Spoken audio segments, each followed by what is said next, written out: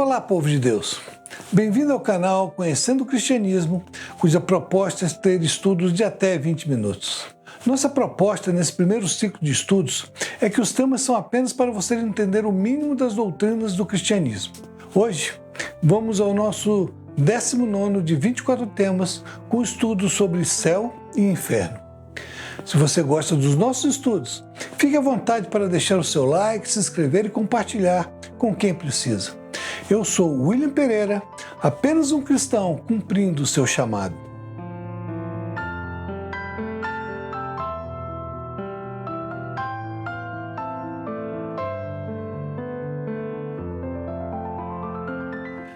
O tema que vamos tratar agora é muito sério, porque reflete a eternidade para cada uma das bilhões de pessoas que um dia pisaram ou pisarão nesse planeta.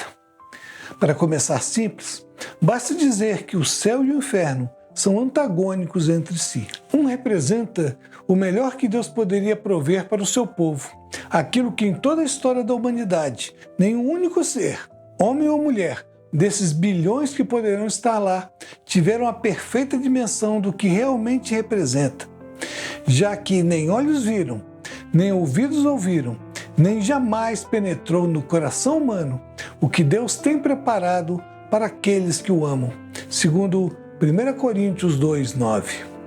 O outro representa o que de pior poderia ter sido inventado por Deus para a punição de todos aqueles que se mantiveram rebeldes contra ele em todo o curso da história. Um lugar de pavor e sofrimentos horrendos e eternos. Interessante que a Bíblia fala muito mais do inferno do que do céu. Cristo mesmo falou mais do inferno do que do céu. Mas isso me parece lógico. Ele veio para salvar os perdidos e não para julgá-los ou condená-los, e por isso sua preocupação era clara em avisar e deixar registrados o perigo daqueles que se mantêm alheios a Deus e a salvação que foi proposta na cruz. O céu, ou o chamado paraíso, é um local dimensional, mas real, preparado por Deus da mesma forma poderosa e inimaginável como Ele criou lugares maravilhosos na Terra, que podemos ver em fotos espetaculares. Esqueça tudo o que você já viu de locais maravilhosos, verdadeiras pinturas que existem na Terra. O céu é mais, é muito mais. Um vislumbre muito pequeno mesmo, podemos ver em Apocalipse capítulo 21. É uma breve descrição da cidade santa da Jerusalém Celestial que descerá prontinha do céu para estar entre nós aqui na terra e onde nós, os santos, vamos morar com o Senhor para sempre. Isso sem falar no novo céu e na nova terra que substituirá esse planetinha lindo.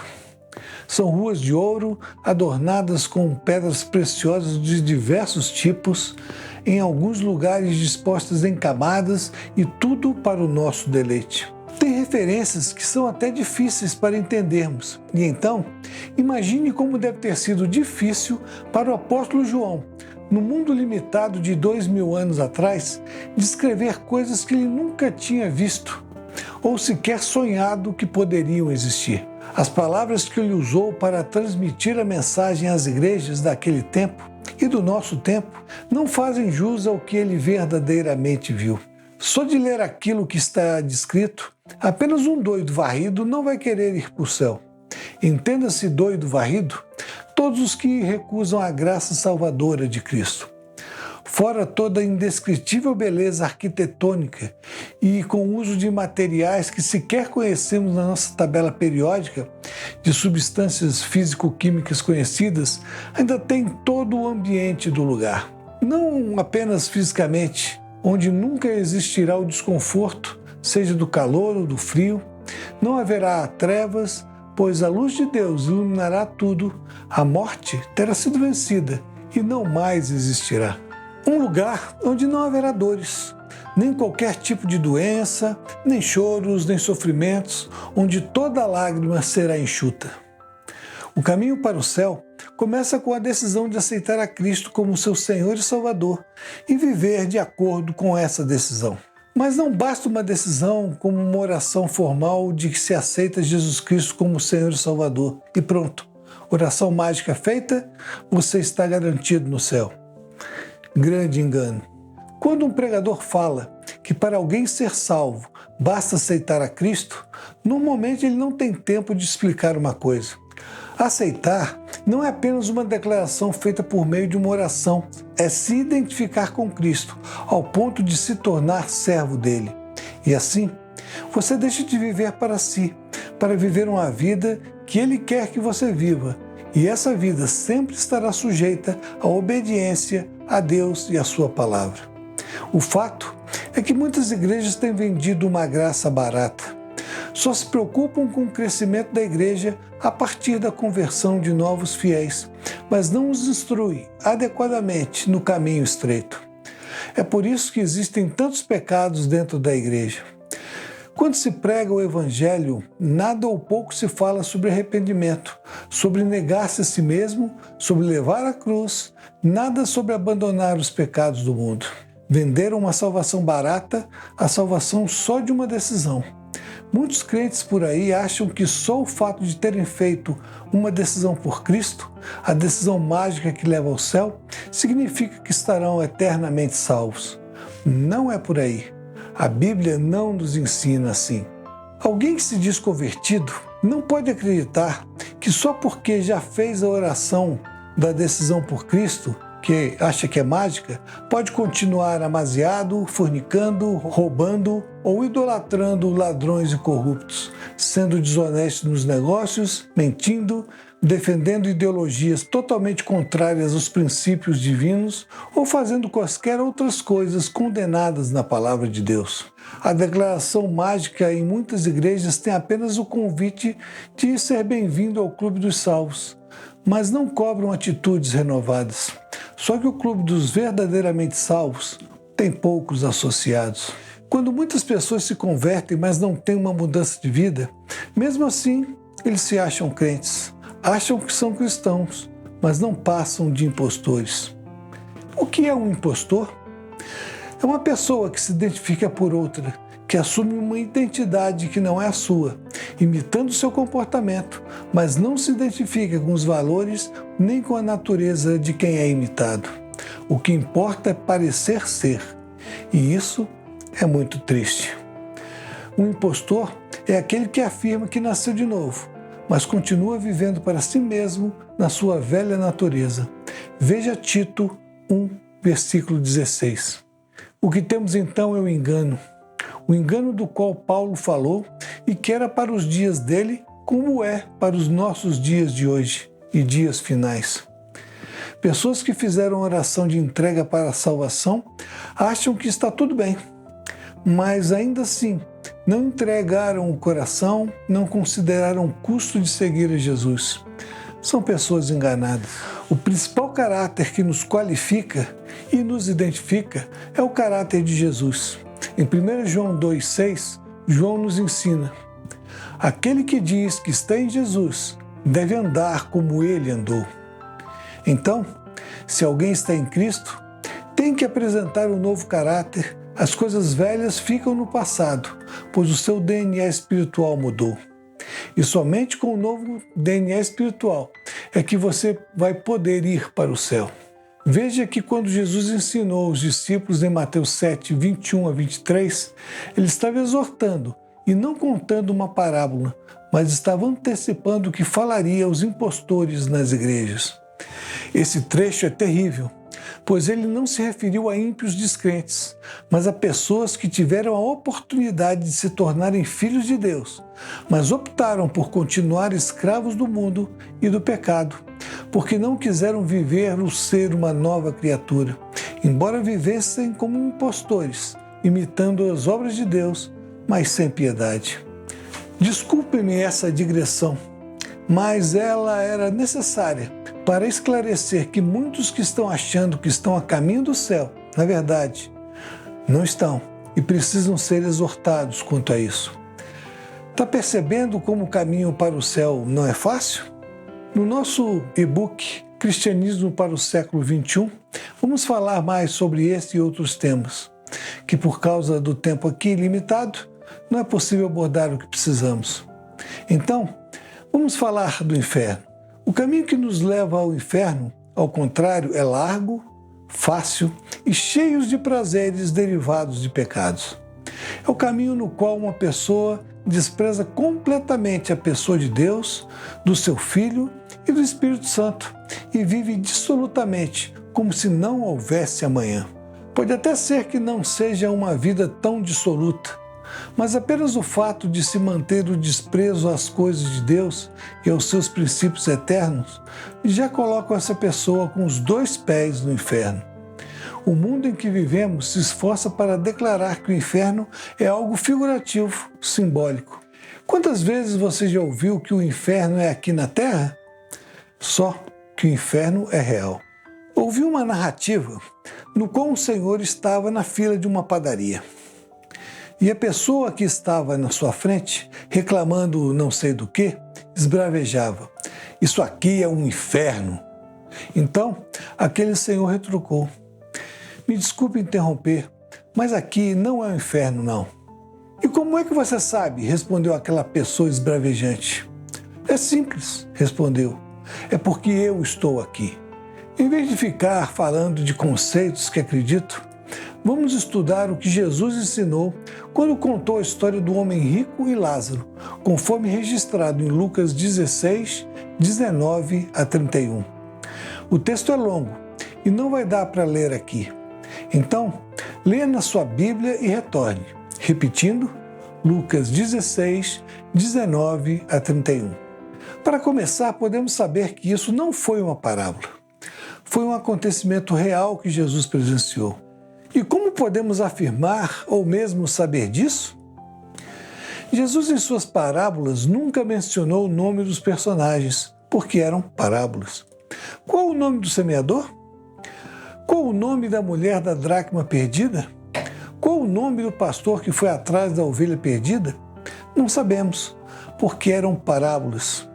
Note que Jesus também nominou Abraão, pai dos judeus, e que tinha vindo antes dele aqui nesse mundo, embora desde a eternidade Jesus já existisse antes de Abraão existir. Então, acredito que esse acontecimento narrado por Cristo foi algo que aconteceu antes da encarnação de Jesus e que ele mesmo presenciou. E por ser um fato, algo que aconteceu, é mesmo de tirar o fôlego e saber que aquele homem ainda está lá. É arrepiante. Cristo descreve o fato acontecido no Hades, no inferno temporário, e ensina as seguintes coisas sobre o inferno. Primeiro, quem estiver lá vai reconhecer as pessoas com quem conviveu. Segundo, lá tem chamas e fogo. Terceiro, lá existe um sofrimento constante que nunca para, é eterno. As pessoas lá, como mas diferentes das que vão para o céu, têm um corpo com alguma forma de matéria ou carne. Quinto, quem estiver lá tem lembranças, raciocínio, desejos e sentimentos. Poderão ser tocados, ou seja, os sentidos serão mantidos. Sexto, de lá não se tem escapatória nem saída de emergência. Sétimo, é um lugar sem esperança alguma. Para começar, o rico cujo nome não foi mencionado reconheceu a Lázaro e sabia que ele estava com Abraão. Ele viu e reconheceu que aquele homem era o mendigo que vivia em sua porta e que provavelmente nunca ou pouco o tinha ajudado. Como já disse na primeira coisa citada sobre o inferno, lá essas pessoas terão capacidade de reconhecer outras pessoas. Em Apocalipse 20:10, está revelado que o inferno final, o lago de fogo, tem fogo e enxofre, o que não deve existir no Hades. E talvez por isso, o rico que estava no Hades não mencionou a Abraão que estava no meio de enxofre, além das chamas. E como o inferno vai receber o Hades, logo o Hades é um inferno temporário. O enxofre é uma substância que queima com um grande calor e tem um cheiro muito desagradável.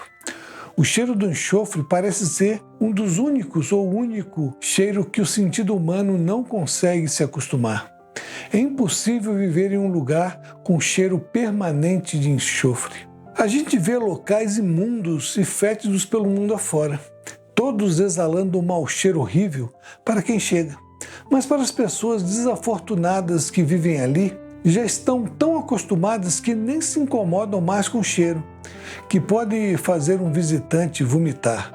Mas no inferno não será assim, pois com os sentidos mantidos será impossível se acostumar com o cheiro.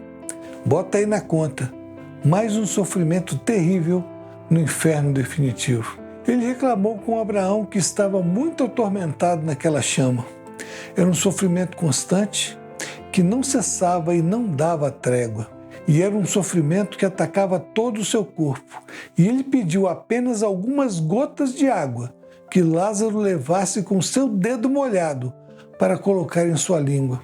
Portanto, ele tinha um corpo com uma língua que queria refrescar. Você se lembra de algum dia que você estava sedento em um lugar com um calor de 40 graus na sua ou em outra cidade e você desejava uma garrafinha inteira de água geladinha? Então, imagine o sofrimento de alguém que só pede umas gotas de água para refrescar todo o corpo. Vemos ainda que ele tinha raciocínio, lembranças, desejos e sentimentos. Ele argumentou com Abraão para mandar Lázaro ir até lá para refrescar, ou seja, sair do lugar onde ele estava para ir até aquele lugar. Ele lembrou também que tinha 5 irmãos e o seu amor por ele o levou a suplicar que Lázaro fosse enviado para que os seus irmãos se convertessem dos seus maus caminhos para não irem para lá. Aquele rico sem nome, apesar de estar no inferno, tinha plena convicção dos motivos que o levou para lá e não queria ver seus irmãos fazendo companhia. Talvez você já tenha ouvido que a desgraça gosta de companhia, pois nunca vem sozinha. Mas não no inferno. Não haverá desejo de companhias no inferno, pois ainda haverá emoções, sentimentos e outros tipos de desejos. Cada um que estiver ali saberá que aquele que estiver ao seu lado não poderá ajudar e não vai querer que as pessoas que realmente amou nessa vida apareçam por lá também. Imagine alguém estar lembrando o tempo todo o tempo, que na verdade não é tempo, pois o tempo passa, mas a eternidade não, dos motivos pelos quais foi parar naquele lugar. Lembrar que teve muitas oportunidades de se voltar para Deus, mas preferiu os prazeres transitórios do mundo. Quem estiver lá terá um corpo com algum tipo de carne, que se regenera o tempo todo. Jesus, ao falar sobre o inferno, em Marcos 9, 46, 48, falou dos vermes que estão lá, citando o último versículo de Isaías, Isaías 66, 24. Aqui na terra, quando o corpo é sepultado, os vermes o comem e depois, sem alimento, também morrem. Lá não será assim. Ao que parece, a carne vai se renovar e os vermes continuarão comendo, pois também serão eternos. Se uma simples muriçoca já nos irrita quando fica nos picando por debaixo da mesa, ou sentados ou parados fazendo alguma coisa, imagine vermes que não vão parar de te comer. Mas como assim? As pessoas já não morreram e seus corpos foram destruídos? Lembre-se que após a segunda vinda de Jesus Cristo e após o milênio, haverá a segunda ressurreição de todos os seres humanos, pois na primeira ressurreição, só os servos do Senhor serão restaurados. Assim, com os corpos restaurados enfrentarão o julgamento final, e será com esses corpos que enfrentarão o inferno definitivo. Veja que em Apocalipse 20, 12 a 14, é relatado que nessa segunda ressurreição voltarão todos, inclusive os que estavam no inferno temporário, o Hades. Só no final é que a morte e o Hades serão lançados no lago de fogo, o inferno definitivo, que é a segunda morte. É um lugar sem escapatória e sem visitas. Quem for para lá será um morador definitivo, sem possibilidade de dar uma saidinha. Abraão deixou claro que não se pode passar de um lado para o outro. E assim, uma pessoa querida que amasse alguém nessa vida e que tenha ido para o céu, não poderá fazer uma visitinha para levar um tiquinho de conforto. Lázaro não podia ir e não foi. É um lugar sem nenhuma gota de esperança. Desculpe-me se porventura eu assustei você, mas creio que todos nós precisamos ter um vislumbre do terror inimaginável desse lugar horrível. Pode ser que você entenda que é preferível viver nos caminhos de Deus do que ir contra Ele, mas a decisão é sua, toda e exclusivamente sua. Se desejar, deixe o seu like e se inscreva no canal. Compartilhe o vídeo e o canal com outras pessoas e ative o sininho de notificações. No próximo estudo simplificado, falaremos sobre a oração do Pai Nosso. Deus abençoe a sua vida e a sua família. Até o nosso próximo encontro. Um grande abraço.